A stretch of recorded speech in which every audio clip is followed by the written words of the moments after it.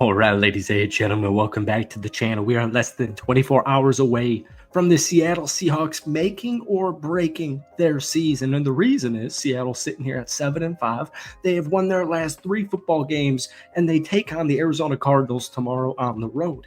A win increases the Seattle Seahawks' odds of making the playoffs and winning the division to 66% and 63%. Now, a loss on the other side drops the Seahawks' playoff and divisional chances to 22% and 17%. Now, take all that with a grain of salt because depending on what metric you use, depending on what site you see, those are just their metrics. That's just their data, right? But most of it is around the same thing. With a win, the Seahawks have a 66% chance to make the playoffs, and without it, it drops down closer to 20%. And if they win tomorrow, they will improve to 8-5. They will hold a 2-game lead over the Arizona Cardinals with a head-to-head tiebreaker. And to make it a little bit sweeter, if the Seahawks win on the road again tomorrow, they will clinch a winning road record for the first time since 2020.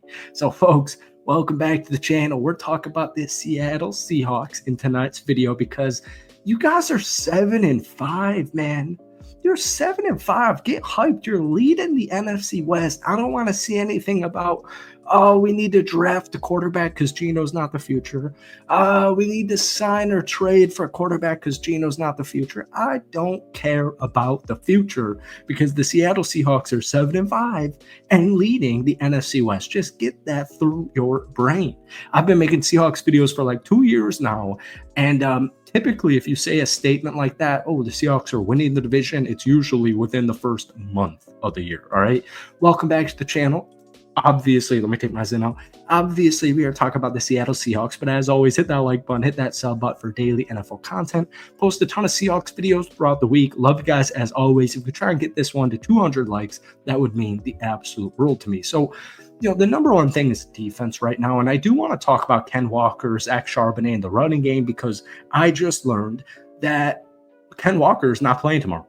And I don't really take that necessarily as a bad thing, and I don't mean that any shade towards Ken Walker, but the last time Ken Walker ran for over 100 yards was week 1 of the Seattle Seahawks season. So the good news is the defense right now is playing out of their minds. So currently, from weeks 11 to 13, the Seahawks rank number 1 in EPA per play on defense and second in opponents' points per drive.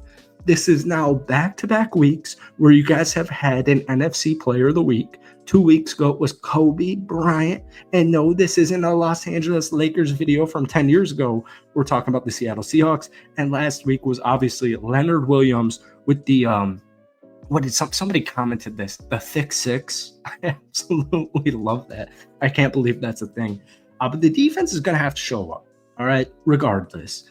In your last matchup 2 weeks ago, the Seattle Seahawks won the football game 16-6. Sorry, guys, I swear I have an eyelash, and I just hate having an eyelash. We're not going to deal with this in this video anyways. You guys won 16-6. You did not give up a touchdown to the Arizona Cardinals, and that was at a really interesting point in their season where they had won 4 straight football games, and they were sitting at 6-4, and it looked like the Arizona Cardinals were going to be the Detroit Lions of 2 years ago, and honestly, that kind of still reigns true. Arizona does have a nice football team, but even with Geno going 22 of 31, 254, 1 touchdown and 1 interception, Ken Walker only averaging 2.6 yards per carry. He had 16 attempts for 41 yards. No defense, no touchdowns. Your defense gave up no touchdowns in that football game, and that was the game where Kobe Bryant had that pick 6 that was pretty much led by Devin Witherspoon. But real quick, I have to talk about this because it's not all pretty with Seattle. I get it. In our Seahawks video a couple of nights ago, I was talking about I'm a Packers fan, right? And I'm sure it's changed now because my Packers lost to the Detroit Lions a couple of nights ago. But at that point in time, we were 9-3, wild card spot number 2.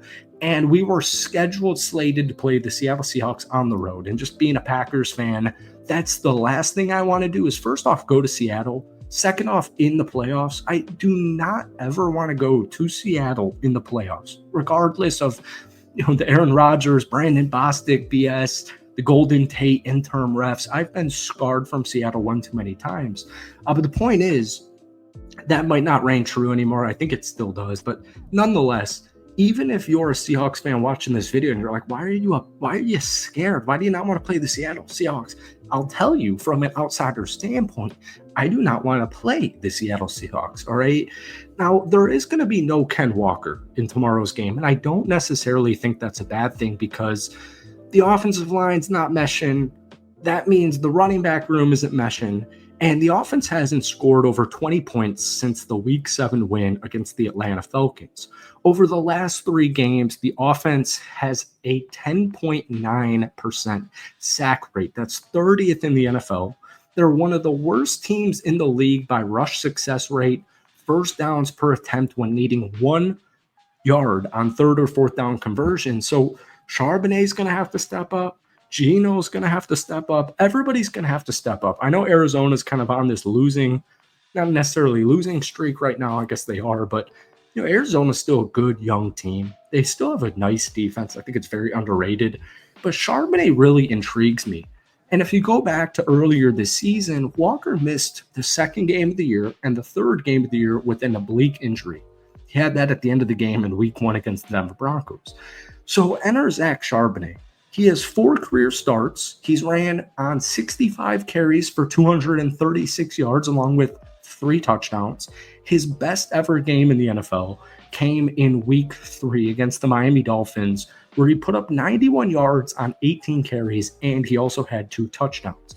Now, on the season, Charbonnet hasn't been awesome. He's averaging just 3.5 yards per carry. But once again, the offensive line's it's just not in sync. Right, Joey Fatone. It's just not in sync, all right? So Geno Smith is going to have to step up. He threw for 254, a touchdown, and a bad interception in the red zone against Arizona 2 weeks ago. He's been very hot or cold this entire season, but on the bright side, he has led an NFL-high 7 fourth-quarter comebacks and 8 winning drives since the start of 2023, and I'm looking at a guy like JSN for a big-time game. We said this stat earlier this past week, but JSN 69 or more receiving yards 1 time in his first 24 games, 5 times in his last 5. So he's really breaking out.